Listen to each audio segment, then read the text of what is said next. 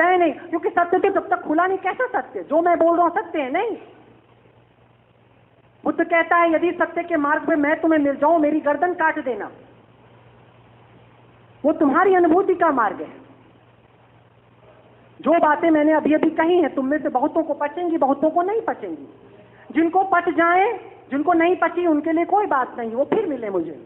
लेकिन जिनको पच जाए, अब मेरा कहना होगा कि जुगाली चालू कर दें, उसका कुछ दूध भी बनाए, कुछ मक्खन भी निकाले, फिर उससे घी भी बनाए, और फिर उसको अपने दिमाग की जो बाती है उसके ऊपर रखें, लगाए और जला दें, तो दिया जलेगा। अब पदीपो भव वहां से होगा। तो आप सबके लिए बहुत महत्वपूर्ण है। गुरु पूर्णिमा का अवसर बीता, आप सब में से कईयों ने अपने गुरुओं की पूजा की होगी, लेकिन पूजा से गुरु नहीं मिलता। गुरु मिलता है शोध से, गुरु मिलता है आत्मशोध से, गुरु के शोध से नहीं, आत्मशोध से और आत्मशुद्धि से। ये दो चीजें अपने अंदर पैदा करें तो निश्चित रूप से शायद आप में से कभी कोई किसी गुरु को प्राप्त कर लेगा। धन्यवाद। I thank Guruji. Hello. Now it's already too late, and I think it has been very exhausting for the Guruji. So please be brief in questioning.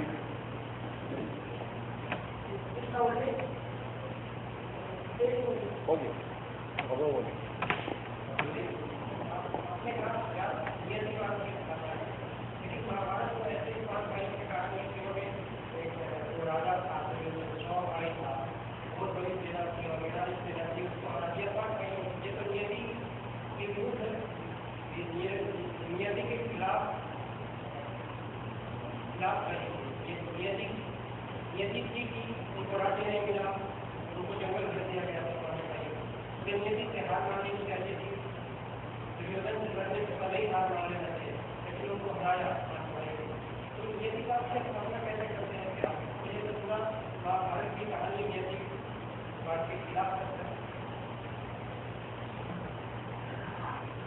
मुझे लगता है कि आप नियति शब्द के मानी नहीं समझ पा रहे हैं अभी तक, और चूंकि आपका प्रश्न ऐसा अद्भुत है कि मुझे पूरी महाभारत की 1 लाख श्लोकों को फिर से सुनाना पड़ेगा, और वो संभावना नहीं है फिलहाल।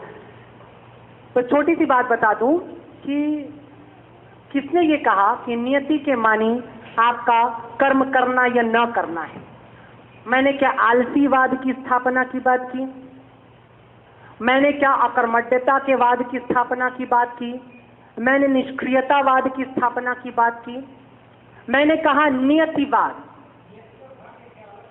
एक ही चीज है सर, एक ही चीज है। भाग्य आपको खड़ा कर रहा है और बिठा दे रहा है। देखो, नियति को समझो।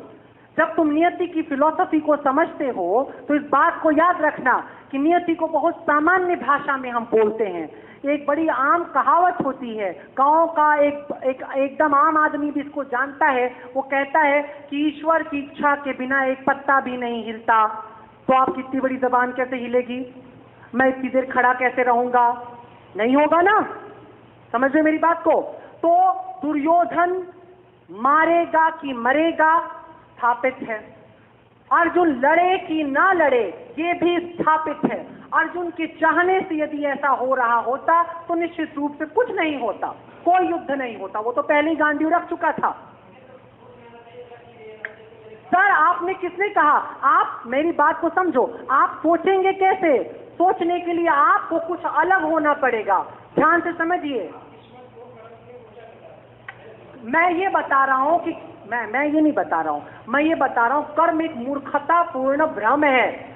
वो होता ही नहीं है यदि आप नियतिवाद के सिद्धांत को समझते हैं। तो कर्म मेरे और आपके अहंकार को सुरक्षित रखने का एक तरीका है। सनातन धर्म के बहुत अधिक विस्तृत नहीं हो पाने के पीछे जो बहुत बड़ा कारण है वो इसका नियतिवाद है। ये समझ पाने में अक्षम होते हैं कि हम कुछ नहीं कर सकते हैं। आपको मैं क्या कह रहा हूं जरा ध्यान से सुनिए। अगर व्यास इसे देखो, व्यास ने महाभारत में क्या स्थापित करना चाहा उसे ला करके वो गीता में रखता है, इसीलिए उसे गीता कहता है। इसीलिए कहता है ये मूल दर्शन सुना। 1 लाख श्लोकों में तुम नहीं समझ पाओगे कितनी बार इसकी स्थापना होती, तुम भूल जाओ। पूरी महाभारत की कथा केवल दुर्योधन और अर्जुन की लड़ाई नहीं है। महाभारत का प्रारंभ बहुत पीछे से हो जाता है, उस दिन हो जाता है जिस दिन विश्वामित्र और मेनका के बीच में संयोग होता है। महाभारत वहां से शुरू हो जाती है, हवा में हो जाती है। गंगा पुत्र भीष्म जिस दिन ये कसम लेता है कि मैं विवाह नहीं करूंगा, उस दिन महाभारत प्रारंभ हो जाती है। महाभारत को वहां तुम कहां पे देख रहे हो? तुम फिल्म को वहां देखते हो जहां पर वो पर्दे पे रिलीज होती है। फिल्म तो एक राइटर के दिमाग में पैदा होती है। नियति को समझो। तुम्हारा कुछ भी, जब तुम नियतिवादी हो जाते हो तो तुम कर्म को भूल जाते। कर्म नहीं बंद होता, तुम्हारे अंदर का जो कर्ता भाव है ये समाप्त हो जाता है। और शंकराचार्य ने कहा था ब्रह्म को समझने के लिए अकर्ता होना पड़ता है। जब तुम अकर्म में आते हो तभी ब्रह्म समझ में आएगा। जब तक तुम अकर्ता नहीं हुए, कर्ता तो क्षुद्र हुआ ना, अकर्ता क्षुद्र नहीं हुआ, अकर्ता असीमित हो गया। तो नियति, आप जो सोचोगे वो नियति है। अब आप किसी अच्छे ज्योतिषी को जाना, मत बताना कि आपकी कुंडली है, बशर्ते ज्योतिषी अच्छा हो, फ्रॉड नहीं हो। आप कहना ये किसी व्यक्ति की कुंडली है, जरा इसके जीवन के विषय में बताइए। वो आपको बताएगा कि आप यूं पैदा हुए, ऐसे हुए, वैसे हुए, वैसे हुए, और आजकल ये व्यक्ति ऐसा ऐसा कर रहा है। जरा और विद्वान ज्योतिषी रहा तो आपके चेहरे पर वो मारेगा, कहेगा तेरी कुंडली है, ड्रामा क्यों कर रहा है। और ऐसे बेशुमार ज्योतिषी हैं धरती पर पड़े हुए। ठीक है, तुझे कैसे पता लग गया कि आपके जीवन में ये घटेगा? इसलिए पता लग गया क्योंकि आप सिर्फ एक स्क्रिप्ट का हिस्सा थे। और गलती से मत समझना कि इससे तुम्हारे कर्म कम हो जाते हैं, इससे सिर्फ कर्म की पीड़ा कम हो जाती है। देखो, मनुष्य का खेल समझो। एक व्यक्ति था, वो बूढ़ा था, 70-72 साल का। उसने चावल का बोरा लिया था और अपने कंधे पे डाला हुआ था। थर थर थर थर धूप में नंगे पैर कांपता जा रहा था। बगल से एक राजकुमार गुजरा, उसको दया आई। उसने कहा, दादा आओ और मेरे रथ पर सवार हो जाओ। बूढ़े ने कहा, नहीं नहीं, कहाँ आप, कहाँ मैं। उसने कहा, चलो तुम थक गए हो, आओ रथ पर सवार हो जाओ। बूढ़ा आया और यूं ही कंधे पे टांगे टांगे वो बोरी बैठा रहा। तो राजकुमार ने कहा, ये क्या कर रहे हो, बोरी तो उतार दो। उसने कहा, नहीं नहीं, रथ पे वजन बढ़ जाएगा, है ना। यही है आपका कर्मवाद। चल रहा है रथ, इसे कहते हैं नियति। समय चलता जा रहा है और तुम उसके साथ चलते चले जा रहे हो बगैर कि तुम कहो कि पृथ्वी घूमती है, मेरा इंटरेस्ट नहीं है कि मैं घूमूं। तुम्हारा इंटरेस्ट क्या है? भौतिक रूप से तुम परिस्थितियों में बसे हुए हो। केदारनाथ जी के जो नीचे बैठे थे बेचारे, सब कर्म करके सुंदर सुंदर घर बनाए हुए थे।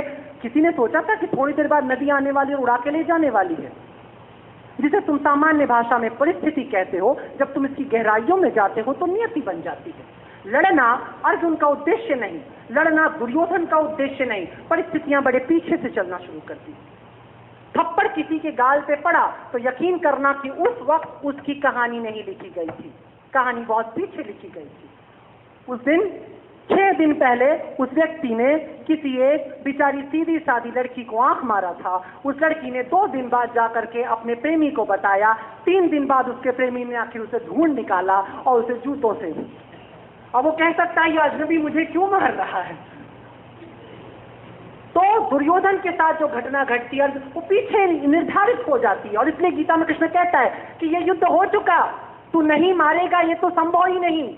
इनको मरना है, तुझे मारना है, यही सत्य है।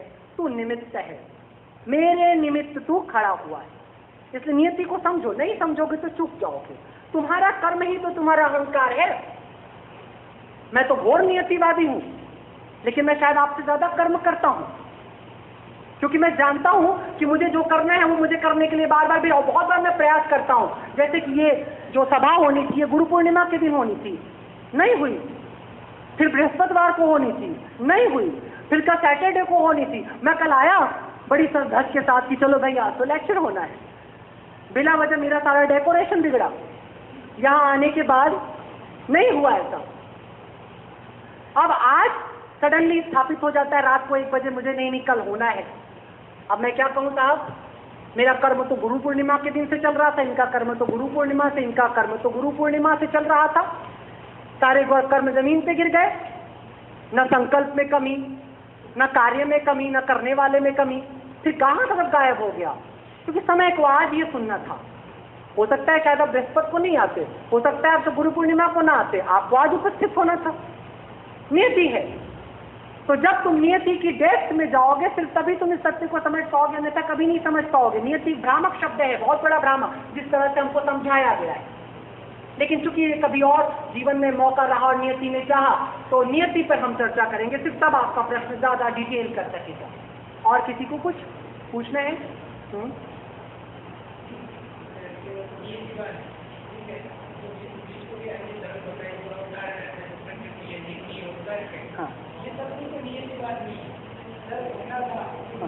हाँ हाँ हाँ, बिल्कुल सही आप जो कह रहे हैं, बिल्कुल सही। लेकिन एक बात को याद रखो, मैंने पहले ही कह दिया था कि जितने मैं विश्व से गुरुओं को चुनूंगा उनका केंद्र तुम्हें भारत में मिल जाएगा। इसीलिए मैंने कहा नियतिवाद चूंकि सर्वोच्च ज्ञान है इसलिए भारत ने उसे स्थापित किया, वरना तर्क तो वो जानता था, नीति तो वो जानता था, समझ गए, प्रकृति को वो जानता था, लेकिन उसने स्थापना की नियति की, अद्वैत की, सिर्फ इसलिए क्योंकि वो सर्वोच्च था।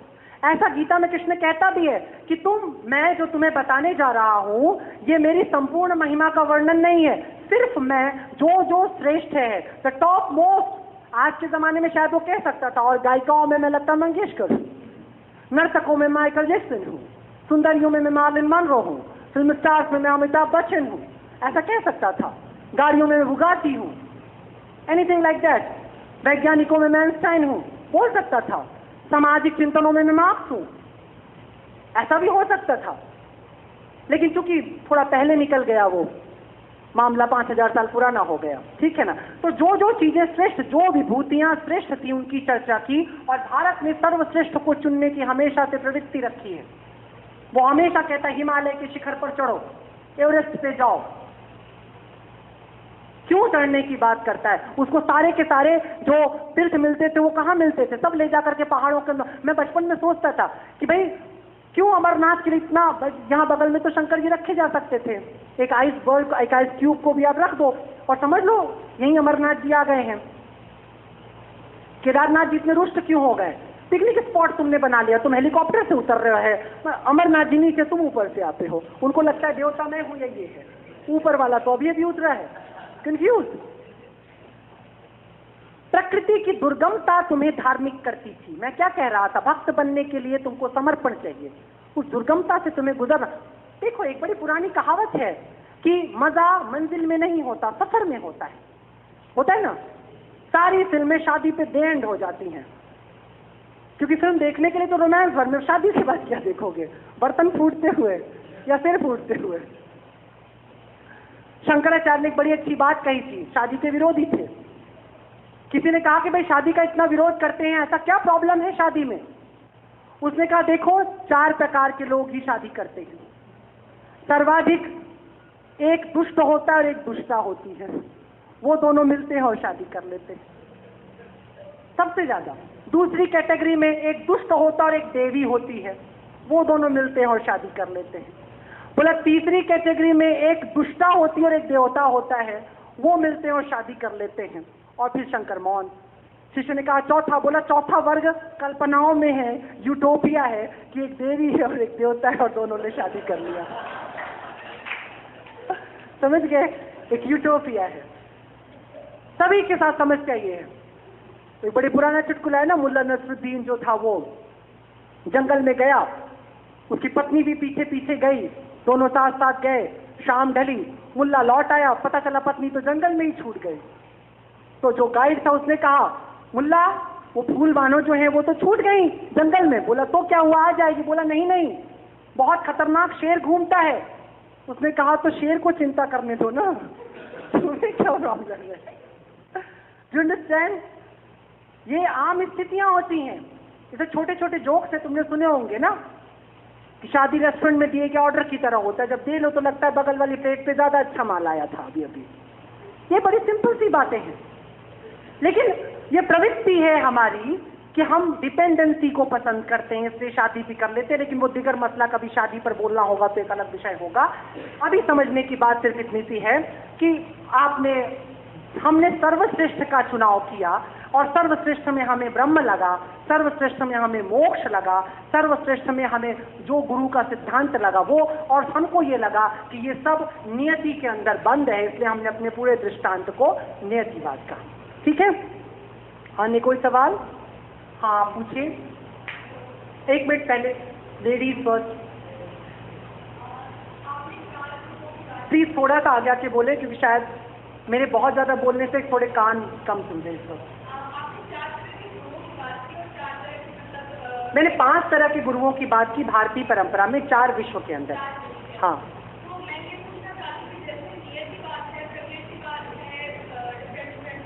हाँ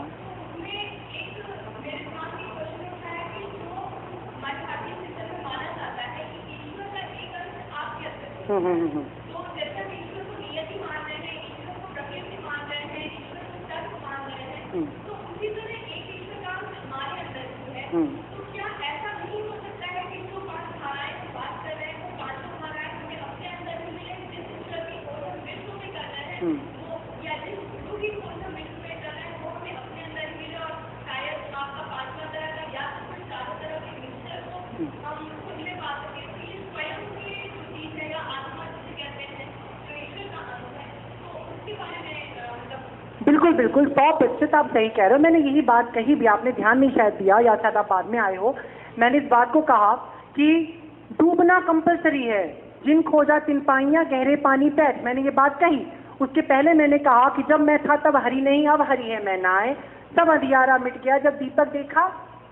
ठीक है, बात उसी की है।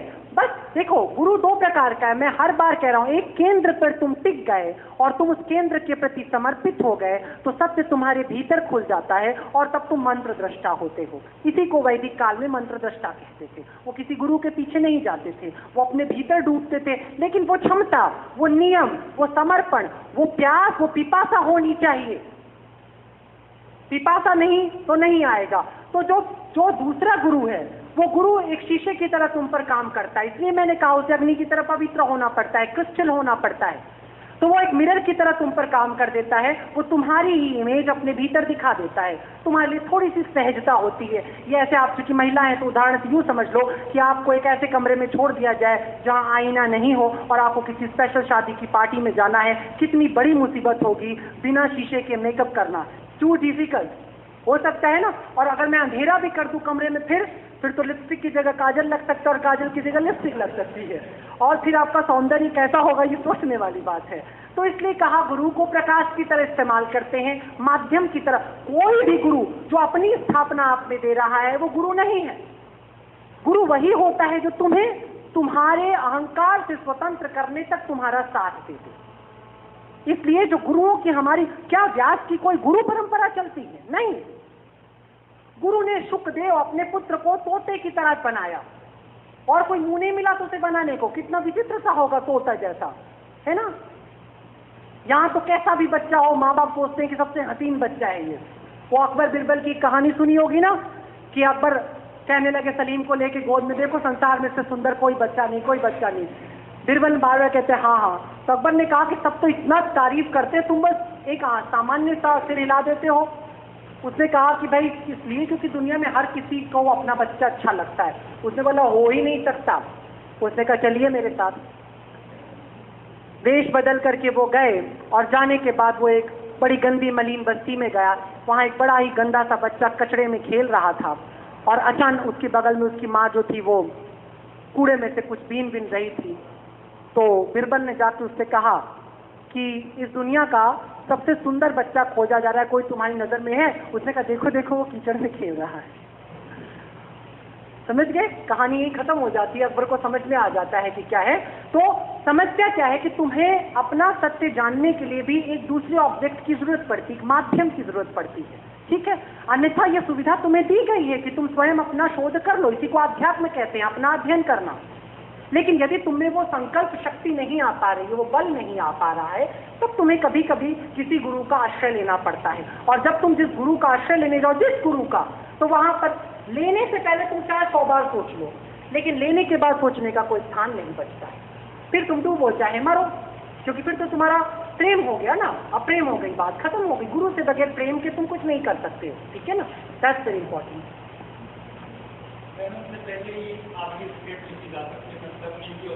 हाँ, तो क्या मानोगे देखिए सर, मैं आपको प्रोत्साहित करने के लिए कह सकता हूं कि ऐसी क्षमता है, लेकिन ऐसी कोई क्षमता वमता नहीं है। क्योंकि नियति के मानी होता है क्षमता। ठीक है, ये ठीक ऐसी ही बात करने जैसी बात होगी कि मेरा टेलीफोन है, उसमें 4 GB का क्या कहते हैं मेमोरी कार्ड लगा हुआ है और मैं 16 GB का माल उसमें भरना चाहता हूँ। ये संभावनाओं से परे है। 4 GB के माल को मैं बार बार बांट करके तो देख सकता हूँ, पहले ये वाला 4 GB देखूं, फिर दूसरा 4 GB लाऊं, उसको इरेज करूं, ये तो चल सकता है। लेकिन 4 GB के सिम कार्ड मेमोरी कार्ड के अंदर 16 GB नहीं आ सकती। इसी को भाग्य कहते हैं। भाग्य माने बाउंड्री लाइन। भाग्य के लिए पराशर ने सीधी सीधी सी बात कही, भाग्य वो रेखा है जिसे पार नहीं किया जा सकता। वहां तक पहुंचोगे नहीं पहुंचोगे, यह भाग्य और दुर्भाग्य की परिधि में आता है, जिसे हम कहते हैं ग्रहों का खेल।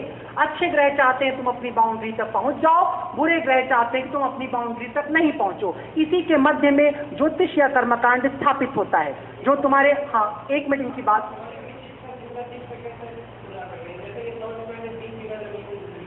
हाँ हाँ हाँ हाँ हाँ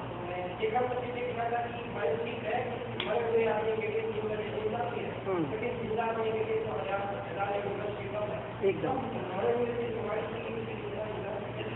बिल्कुल सही बात है। अगर मैं ये कहना पसंद करता कि भाई मेरा जो हार्ड डिस्क है वो 4 GB का है, आप कैसे जान पाते हैं? बहुत मुश्किल है ना। ये देखो, तुम्हारी क्षमता पर मैं कोई प्रश्न नहीं उठा सकता, इनकी क्षमता पे मैं कोई प्रश्न नहीं उठा सकता। मैंने क्षमता की बात कर दी है, एग्जाम्पल में मैंने बात किया है। ध्यान रखना, हर बार तुम मुझसे पूछो कि मृत्यु क्या होती है, तो क्या करूं मैं? इनकी हत्या कर दूं ताकि तुम देखो कि लाश कैसी दिखाई देती है। मैं तुम्हें तस्वीरों से भी समझा सकता हूं, कहानियों से भी समझा सकता हूं। देखो, तर्क की यही प्रॉब्लम है।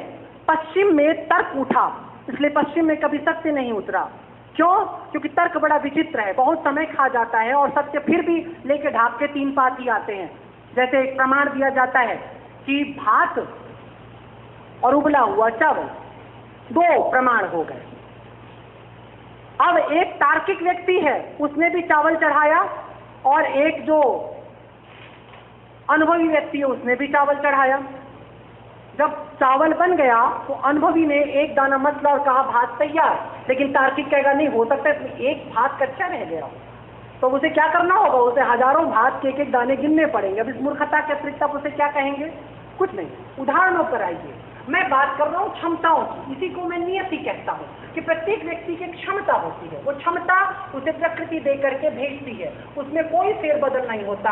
यदि फेरबदल हुआ तो फिर उस पर नियति काम करती है। इसलिए नियति के सूत्र मैंने बार बार कहा गहरे हैं, उसको समझने के लिए फिर हमें किसी दिन नियति पर ही व्याख्यान रखने पड़ेंगे। लेकिन मोटे तौर पर समझिए, कोई भी कार्य, यदि आप नियतिवाद के अंतर्गत बात कर रहे हैं, कोई कार्य आप कर ही नहीं सकते हैं। ज्यादा कम तो तब होगा ना जब आप कर रहे हो। जब आप धक्का देके कराए जा रहे हो तो कैसे करेंगे? समझिए मेरी बात को। बस ऐसे समझो कि तुम्हारी सीढ़ी में 12 गाने लगे हुए हैं, 12 ही गाने बजेंगे, 13वां नहीं बजने वाला है। अंडरस्टैंड? दिस इज ऑल नियतिवाद, जिसे हम डेस्टिनी का हिस्सा कहते हैं। हाँ, आप हाँ आदमी के जीवन का जीवन को चयनों का संकलन है। वो किस तरह के संसाधनों का चयन कर रहा है, किस तरह के मार्गों का चयन कर रहा है, और ज्यादातर संसाधन और मार्ग केंद्रित तो चयन किससे करेगा? मुझे पहले से पता कि करूँ क्या चाहिए। मैं जो कह रहा हूँ आप बार बार देखो, यही एक महत्वपूर्ण बात होती है। इसी के लिए वो बी ए गुड लिसनर एक शब्द आता है। मैं एक ही बात को कई बार रिपीट कर चुका हूं, मैं फिर रिपीट कर रहा हूं। समझो, मैं कह रहा हूं नियति समझने में बहुत मुश्किल एक तथ्य है। भारत किसी भी सरल चीज को चुन करके नहीं ला सकता है। आप संसाधनों का क्या चुनाव करेंगे, किस परिवेश में जाएंगे और आपका स्वप्न क्या होगा, ये सब नियति का खंड हुआ। आप मेरी बात को समझ पा रहे हैं? नियति इतनी छोटी सी चीज नहीं। वो स्वप्न, मैंने ये कहा कि स्वप्नवादी है भारत, नहीं। मैंने ये कहा कि वो तुमको कुछ तय करने की सुविधा नहीं है। जब स्वप्न ही तुमने नहीं देखा, फिर स्वप्न किसी ने बोया, परिवेश किसी ने। लाखों आदमी यहां मुकेश अंबानी बनने के सपने देख रहे हैं, बन तो नहीं रहा है। लाखों आदमी देश का प्रधानमंत्री बनना चाहते हैं, बन तो नहीं रहे हैं। क्या हो रहा है? जिस चीज के लिए तुम्हें, एक बड़ी अच्छी बात समझिए, लता मंगेशकर ने कभी कहा था कि यदि मेरी शादी हो गई होती, शादी के प्रश्न का उत्तर देते हुए किसी ने कहा शादी नहीं हुई, दुख होता है, बोला बिल्कुल नहीं। अगर शादी हो गई होती तो किसी घर में मछली पकाते पकाते मर जाती, इतने गीत कौन गाता। सचिन तेंदुलकर को जरा सोचिए कि वो हाई स्कूल में पास हो जाता, फिर आगे इंजीनियर बन जाता, तो किसी बिल गेट्स की कंपनी में कैलिफोर्निया में नौकरी कर रहा होता, भारत रत्न कहां से पाता। नीति अद्भुत सी चीज है, जहां तुम्हें अभाव देती है ठीक वहीं पे प्रभाव पैदा करती है, जहां तुम्हारे आसपास प्रभाव होता है ठीक वहीं पर अभाव डाल देती है। तो तुम देखो बहुत से बड़े बड़े घरों में बड़े मूर्ख संतानें पैदा होती हैं, और बड़े छोटे छोटे घरों के अंदर से बड़ी मेधावी लोग निकल करके ऊपर चले जाते हैं। सारे यहूदियों की हत्या की जा रही थी तो आइंस्टाइन अमेरिका पहुंच जाता है और अमेरिका के राष्ट्रपति से कहता है कि परमाणु बम बना लो, सिद्धांत तुम्हारे हाथ में है। सोचो कि वो हिटलर के हाथ में चला जाता, फिर क्या होता। समय है और नियति एक बहुत विराट प्रश्न है, बहुत बड़ा प्रश्न है। बस मोटे तौर पे समझो, आप इस वक्त अपने मस्तिष्क में भी जो तर्क करोगे वह भी नियति से निर्धारित होगा। नियति जितनी देर मुझे खड़ा करके ये बोलने पे मजबूर करेगी मैं बोलूंगा, और जितने क्षण आपको बैठाए रखना चाहेगी। अब देखो कितने लोग आए थे, कितने गोलोकवासी हो गए धीरे धीरे करके क्रम से, है ना। यही सब नियति है। आप वो एक सुंदर सा शेर बस याद कर लो, अपनी मर्जी से कहा, अपनी मर्जी से कहा, क्या है, नहीं बड़ा फेमस एक निदा फाजली का शेर है शायद। अपनी मर्जी से कहा अपने सफर के हम हैं, रुख हवाओं का जिधर का है उधर के हम हैं। ठीक है ना, दिस इज होल नियतिवाद। ठीक है, और कोई का प्रश्न?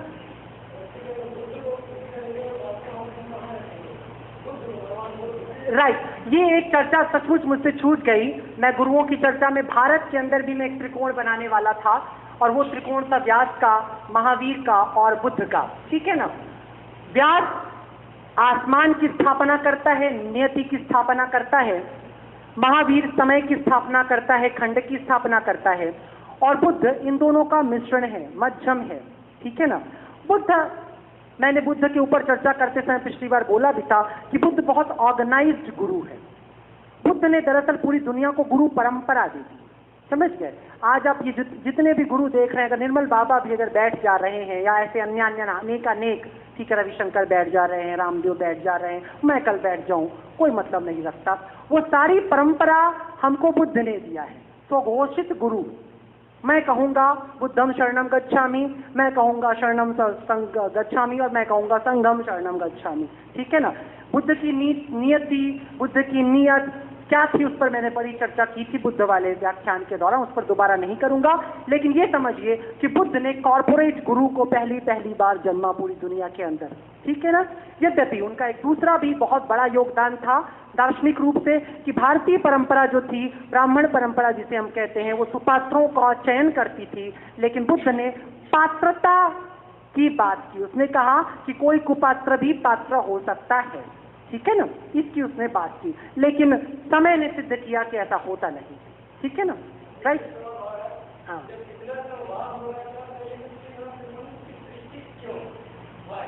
अब वो बहुत बड़ा प्रश्न है, सृष्टि क्यों, उस पर हम चर्चा भी नहीं कर सकेंगे। सृष्टि क्यों एक बहुत बड़ा अलग सा विषय बन जाएगा। ठीक है, क्योंकि ये तो आपको मेरे साथ सचमुच उपनिषद करना पड़ेगा। ओके, हाँ हाँ सर, इस प्रश्न को सुनने की मुझे आवश्यकता नहीं, कोई अन्य प्रश्न हो तो बता दीजिए, क्योंकि यह प्रश्न मैं जान गया। वही प्रश्न मैं कई बार रिपीट कर चुका हूं। मैं कह रहा हूं सर, आप अपराध करेंगे कैसे, या एक व्यक्ति अपराध को भोगेगा कैसे। 100% यदि आप नियतिवाद को मानते हैं तो 100% अपराध भी, अपराध पर दंड भी, दोनों चीजें निर्धारित हुई। यही नियतिवाद है। वही तो मैं कह रहा था थोड़ी देर पहले कि सही गलत के निर्धारण तक पहुंचने के लिए ही आपको ब्रह्म ज्ञान की आवश्यकता होती है। और भारतीय सही गलत का निर्धारण यदि आप खोजते हैं तो कहते हैं नियति, ना कुछ सही है ना कुछ गलत है। यही इतनी सी बात। कृष्ण पे जाइए और 6-7 केस कर दीजिए। कृष्ण ने बेचारे ने कहा कि ना कोई मरता है ना कोई मारता है। ठीक है, अब आप इसको समझना क्यों कह रहा है वो ये बात। ये प्रैक्टिकल है, प्योरली प्रैक्टिकल है।